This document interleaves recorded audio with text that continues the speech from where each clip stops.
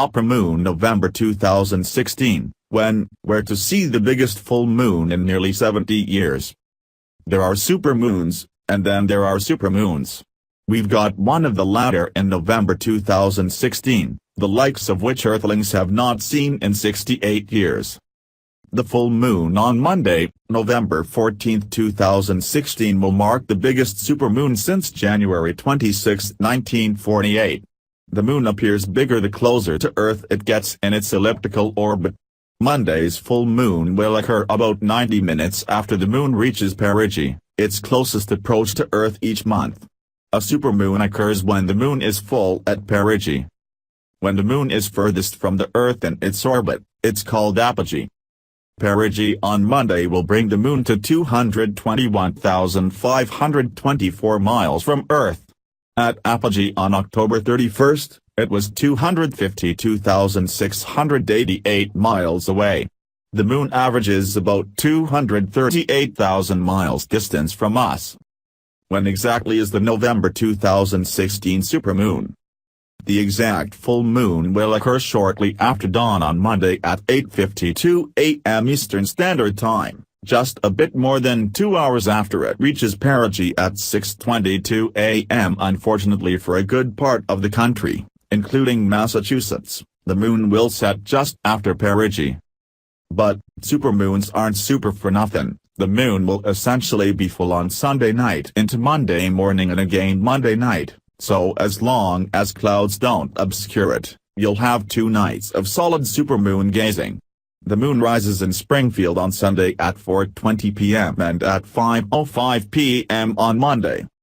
Noah Petrel, Deputy Project Scientist for NASA's Lunar Reconnaissance Orbiter, LRO, mission, in a NASA.gov article says, "I've been telling people to go out at night on either Sunday or Monday night to see the supermoon.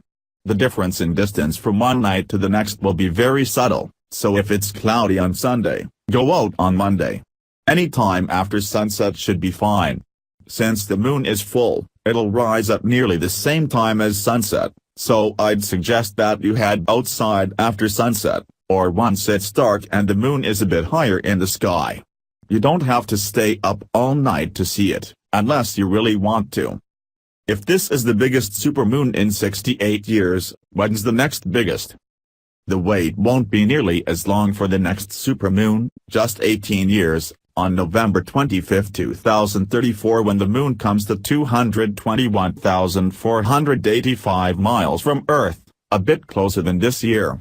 If you're planning out the rest of the 21st century, the closet supermoon will occur on December 6, 2052. With Perigee at 221,472 miles.